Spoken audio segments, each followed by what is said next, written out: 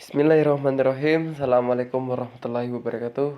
Alhamdulillahirrabbilalamin. Wabihi nasta'in wala murdunya waddin. Wassalatu wassalamu ala rasulillah wala alihi washabihi ajmain. Amma ba'd.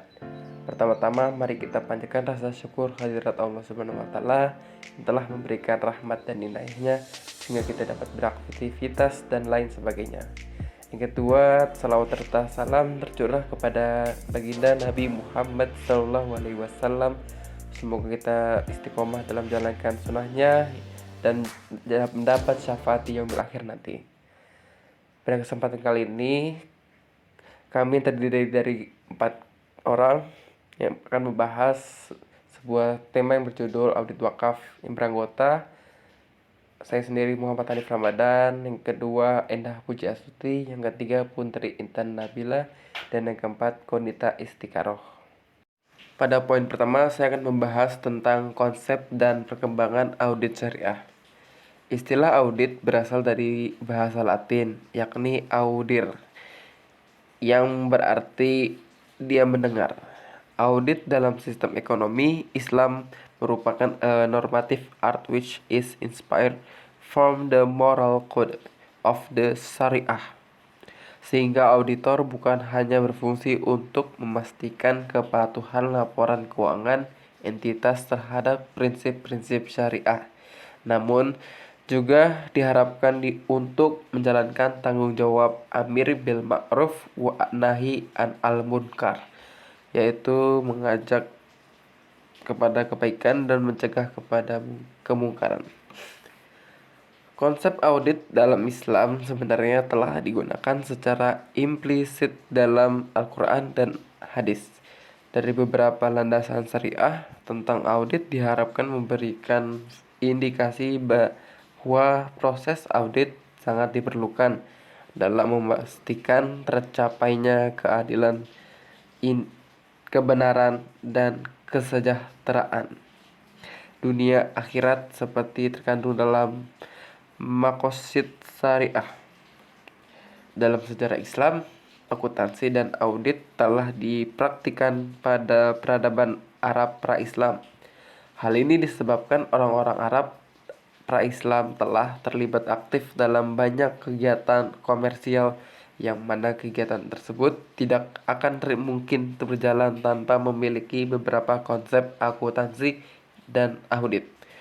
Bahkan Khadijah mendengarkan kisah bisnisnya dari Nabi Muhammad SAW dalam pernyataan kontemporer disebut juga mengauditkan akun-akun tersebut.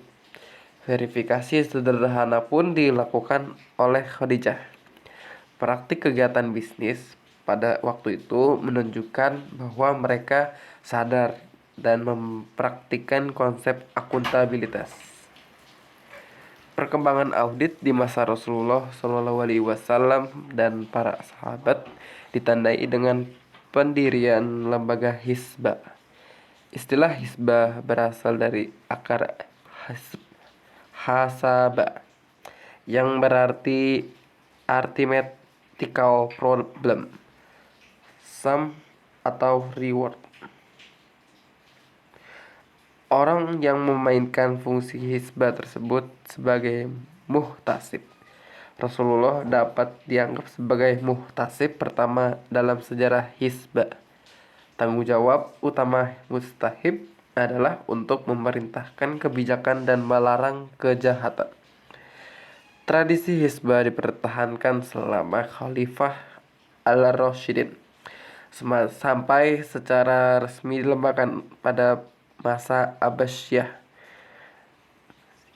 di bawah pemerintahan Khalifah Al-Mansur. Sejak itu, hisbah telah banyak didirikan di banyak wilayah muslim seperti Mesir, Spanyol, dan negara muslim lainnya. Namun, dengan jatuhnya kekhalifahan Utsmaniyah pada 1992, keberadaan hisbah hampir tidak bisa dilacak lagi keberadaannya. Materi selanjutnya yaitu mengenai audit syariah pada lembaga wakaf. Audit syariah, khususnya pada lembaga wakaf, merupakan elemen penting dalam memastikan tercapainya maqasid syariah pada pengelolaan lembaga wakaf, sehingga akuntabilitas terhadap semua pemilik lembaga atau perusahaan secara horizontal dan vertikal, termasuk kepada Allah, dapat terpenuhi. Audit pada lembaga wakaf perlu sejalan dengan konsep Islam yang menyeluruh dan mencakup semua aspek dan operasi lembaga wakaf, seperti aspek manajemen, pemasaran, keuangan, dan lainnya. Dalam perkembangan kontemporer, istilah dan implementasi konsep audit syariah yang tunggal dan komprehensif mungkin belum terwujud. Audit pada lembaga wakaf lebih berwujud pada bentuk audit internal dan audit eksternal serta performance audit. Wakaf Core Principle atau WCP yang menggarisbawahi beberapa jenis audit yang harus dilaksanakan oleh lembaga wakaf, yaitu syariah compliance dan audit internal, serta audit eksternal untuk laporan keuangan. WCP 26 lebih lanjut menetapkan bahwa hukum syariah compliance dan audit internal terbagi dalam 3 kriteria penting, yaitu yang pertama, hukum syariah, regulasi atau pengawasan wakaf harus mewajibkan lembaga wakaf untuk memiliki kerangka kerja pengendalian internal yang memadai agar dapat menetapkan struktur organisasi, kebijakan dan proses akuntansi wakaf, serta pemisahan dana wakaf dan amal lainnya. Yang kedua, pengawasan wakaf menentukan bahwa fungsi audit internal memiliki sumber daya yang cukup dan berkualitas yang dilatih dengan sesuai dan memiliki pengalaman dan otoritas yang cukup untuk melakukan peran mereka. Kemudian memiliki pengetahuan yang baik mengenai setiap perubahan yang dibuat oleh BWI atau lembaga sejenis yang memiliki standar yang diakui secara internasional. Dan yang ketiga, memiliki akses penuh ke setiap anggota staf dan data yang relevan dengan kinerja atau pelaksanaan tugasnya. Yang terakhir, memiliki rencana audit rutin. Kriteria yang ketiga, yakni pengawas wakaf menentukan bahwa lembaga wakaf memiliki fungsi kepegawaian yang memadai, tetap independen, mematuhi syariah, dan fungsi audit internal yang dapat 1. Menilai apakah kebijakan, proses, kepatuhan syariah, dan pengendalian internal yang telah efektif, tepat, dan cukup untuk perwujudan kinerja lembaga wakaf. Dan yang kedua, memastikan bahwa kebijakan dan proses dipatuhi. Sedangkan untuk audit eksternal lembaga wakaf, WCP 27 menggarisbawahi bahwa pengawas wakaf harus memastikan lembaga wakaf memiliki pencatatan yang reliabel untuk laporan keuangan, publikasi tahunan laporan keuangan, dan fungsi audit eksternal. Beberapa kriteria ditetapkan untuk aspek audit eksternal, yaitu yang pertama, pengawasan wakaf harus memastikan bahwa dewan dan manajemen lembaga wakaf bertanggung jawab dalam memastikan bahwa laporan keuangan disusun sesuai dengan praktik akuntansi yang dituangkan dalam PSAK 112 serta beberapa adopsi dari AAOIFI dan BWI. Yang kedua, memastikan bahwa laporan keuangan yang diterbitkan setiap tahun kepada publik mengandung pendapat auditor eksternal independen. Kemudian kriteria yang kedua, hukum, peraturan, atau supervisor wakaf memiliki kekuatan untuk menetapkan standar ruang lingkup kerja bagi auditor eksternal yang mencakup bidang-bidang seperti penilaian aset dan tingkat persentase efektivitas pencairan. Kemudian aspek kriteria yang ketiga yaitu pengawasan wakaf memiliki kekuatan untuk menolak dan membatalkan audit eksternal yang tidak profesional. Penerapan transparansi pada lembaga wakaf juga dapat dilakukan dengan audit kinerja terhadap manajemen dan operasi wakaf, serta manajemen investasi dan efisiensi untuk pengembangan aset wakaf dan pendistribusian aset tersebut pada pihak penerima manfaat. Audit kinerja pada lembaga wakaf meliputi audit tentang bagaimana kegiatan dan kinerja manajemen wakaf dimonitor dan dilaporkan kepada para pemangku kepentingan, wakif, dan penerima manfaat serta regulator dan masyarakat umum. Materi yang ketiga, landasan hukum dan standar audit syariah pada lembaga wakaf. Pada dasarnya, tuntutan bagi lembaga-lembaga wakaf di Indonesia untuk melakukan proses transparansi dan akuntabilitas telah ditentukan di dalam peraturan perundang-undangan. Misalnya yang terdapat dalam Undang-Undang Nomor 41 Tahun 2004 yang mewajibkan nazir melaporkan pelaksanaan tugasnya pada Badan Wakaf Indonesia. Namun, undang-undang tersebut tidak secara eksplisit menetapkan peraturan mengenai prosedur audit yang harus dilakukan oleh lembaga wakaf.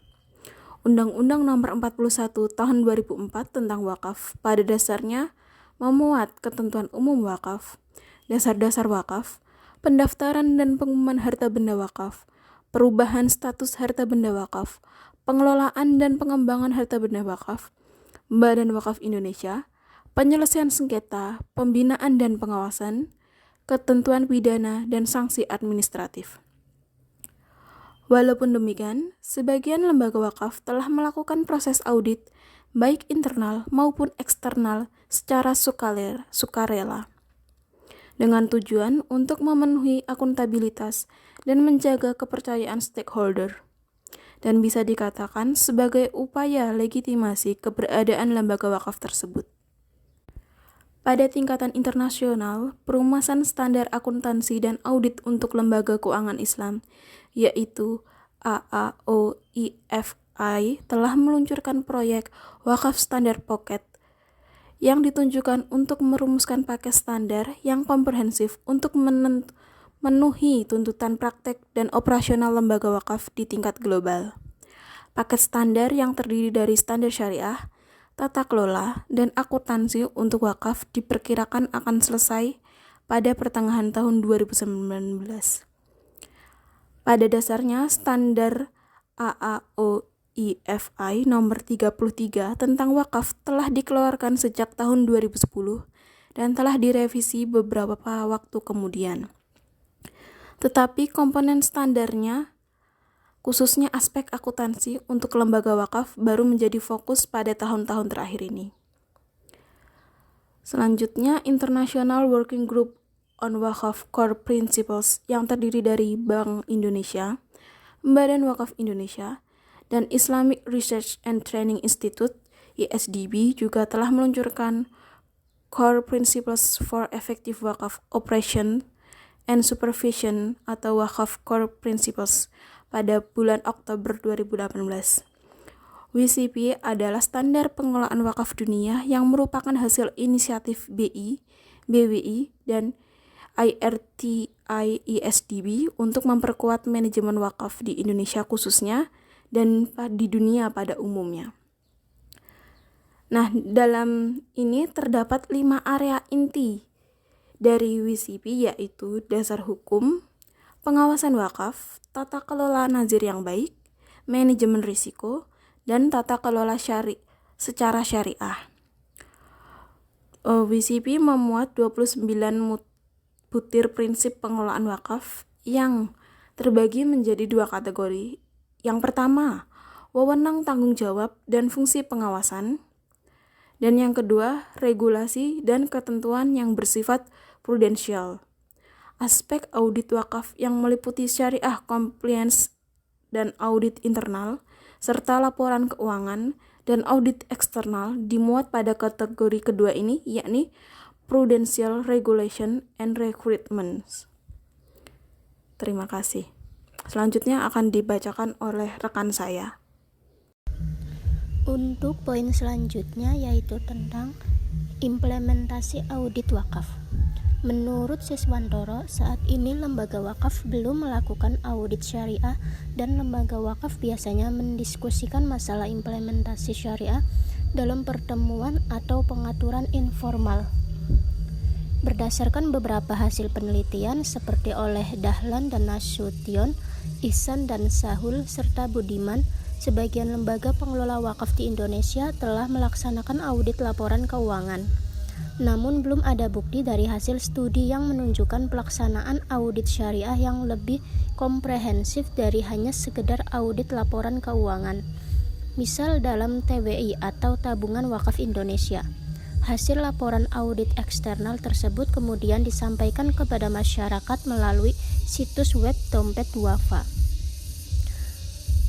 Adapun dari sisi implementasi audit kinerja pada lembaga wakaf, dimensi tata kelola dan regulasi wakaf di Turki, Malaysia, Indonesia, dan India mendapati bahwa semua undang-undang terkait wakaf yang dianalisis tidak memiliki kerangka pengukuran kinerja dan langkah-langkah pemantauan pengelolaan wakaf. Prosedur audit kinerja terhadap lembaga wakaf pada umumnya tidak dilaksanakan di Indonesia dan Malaysia, yang mana pada kedua negara ini audit wakaf hanya berbentuk audit laporan keuangan. Sementara itu, audit kinerja terhadap lembaga wakaf di Turki dilakukan oleh Directorate General of Foundation, dan di India dilakukan oleh Wakaf State Board. Demikian presentasi dari kami. Apabila ada salah-salah kata, mohon dimaafkan. Dan apabila ada yang ingin bertanya, silakan bertanya pada diskusi yang telah disediakan. Kurangnya lebihnya mohon maaf. Wassalamualaikum warahmatullahi wabarakatuh.